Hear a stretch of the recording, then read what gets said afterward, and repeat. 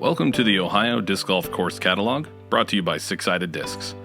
On today's episode, we explore Simsbury Disc Golf Course in Pickerington, Ohio. Pickerington is located on the southeast corner of Columbus's metro area, overlapping the county line of Franklin and Fairfield counties. Easily accessible from I-270, Simsbury is conveniently located for players traveling through central Ohio. Established in 2010, Simsbury Park is maintained by the city of Pickerington and has hosted numerous events including PDGA-sanctioned B-tiers like Throwdown at the Tower and the Columbus Open.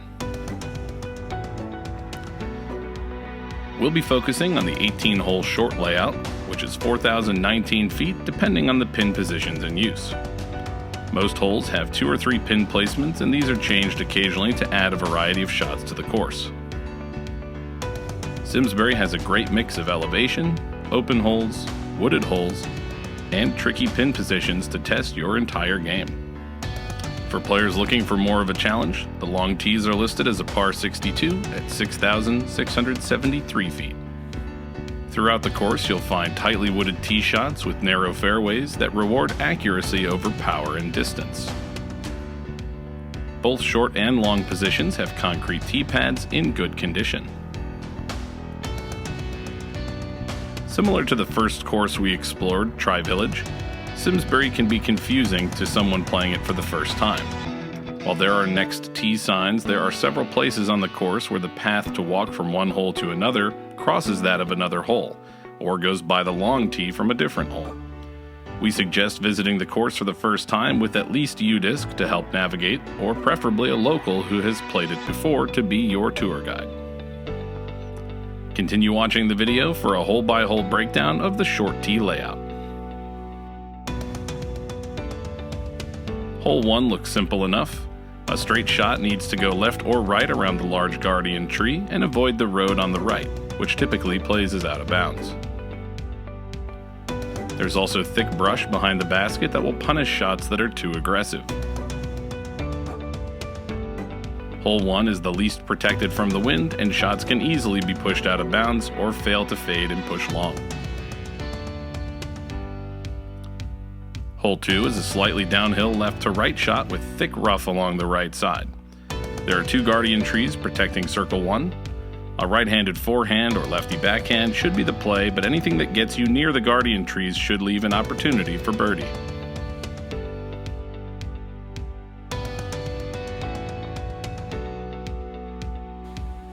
Hole 3 is another downhill shot, with thick rough just off the tee on the left and a large area of rough short and right of the basket.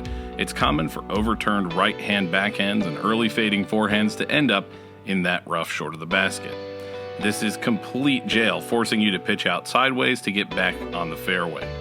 The basket is only a few feet away from more rough, so landing short is a safe play. Hole 4 starts at an elevated tee position, throwing down a narrow tunnel towards a hill. The basket is located at the end of the hill to the left of the gap. You need more power than you think to get the disc up onto the hill, and even if you manage to get there, you can easily skip or roll down the back side of the hill, leaving a long approach for par.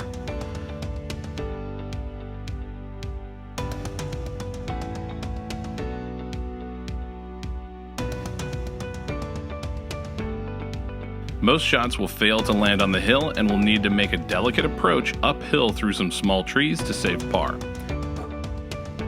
Taking a 3 on this hole is nothing to complain about.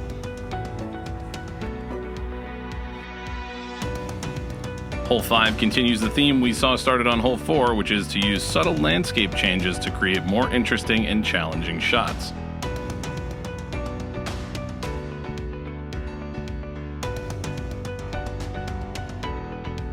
Most of the holes at Simsbury aren't too challenging as long as you're in the short grass. You typically have an opportunity to save par. The basket is located on the top of the small hill, creating rollaway opportunities. Hole 6 is a straight shot that needs to fade in from the right around the guardian trees. At a little over 220 feet, it should be reachable for most players. Controlling distance and placing the shot is the priority.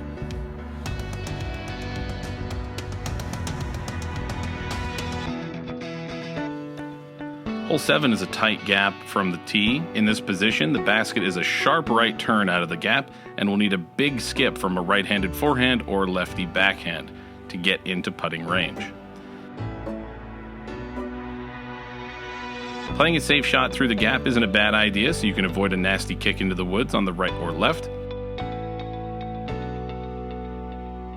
Either position will leave you with an almost certain bogey at best.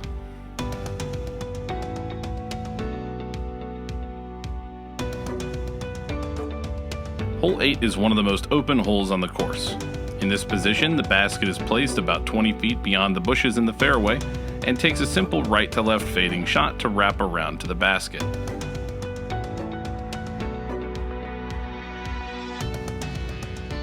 A high hyzer or low skip shot will get there. Worst case scenario is coming up short and being forced into a pitch out and around the bushes to save par. Hole 9 is a very tricky low ceiling uphill shot. The low ceiling forces you into a low hyzer flip or forehand skip shot or even possibly a roller, and at 173 feet it plays surprisingly long. Don't be surprised if you walk away with a par on this one. Hole 10 is the exact opposite of hole 9. Just 149 feet downhill, takes a lot of touch to avoid going long. A stable putter should do the trick and put you within range for birdie.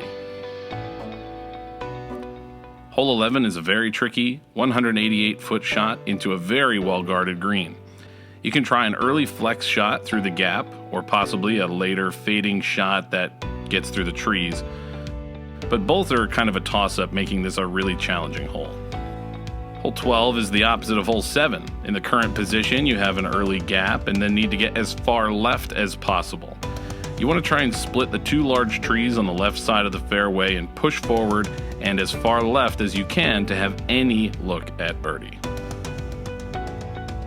Hole 13 is a low ceiling straight shot. Grab your straightest disc, throw it low, and you should be in with a chance at birdie. But if you get it too high, the trees will catch you, and worst case scenario, kick you into some of the roughest rough on the course. Prioritize keeping it in the fairway at all costs. Hole 14 is one of the longer holes on the course. You'll need to get your tee shot through the gap in the trees straight ahead and hopefully hyzer out soon after, as the basket is tucked just to the left around several trees.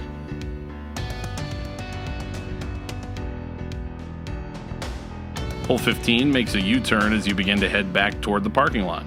The tee shot is a narrow fairway with thick rough on either side.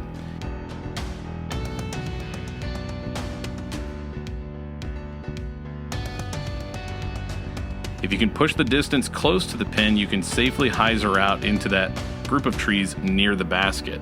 These aren't quite as thick as the rest of the rough around the hole and will leave an opportunity to putt for birdie. Hole 16 is another very straight shot. If you trust yourself not to grip block into the rough on the right, you can run straight at the basket, but a lefty backhand or right-handed forehand would safely use the airspace to fade in toward the basket.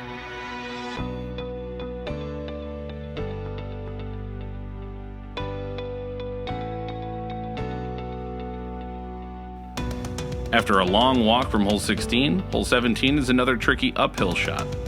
The fairway here narrows as it goes uphill. You likely won't reach the pin in one shot, so the first shot needs to finish in the fairway to give you any approach to the basket.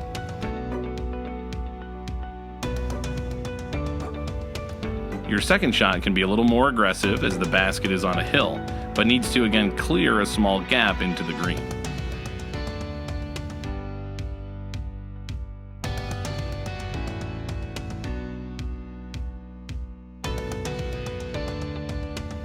Walk halfway back down 17's fairway and then cut to the right to find hole 18 and a great view of the water tower. This is a huge uphill shot that will require every bit of distance you have while avoiding going too nose up and fading off to the left.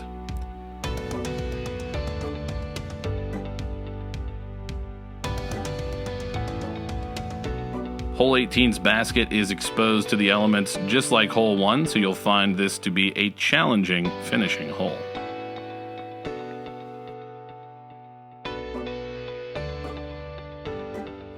Simsbury is a fun but challenging course. With a variety of tee shots and diverse pin locations, it adds variety throughout the course.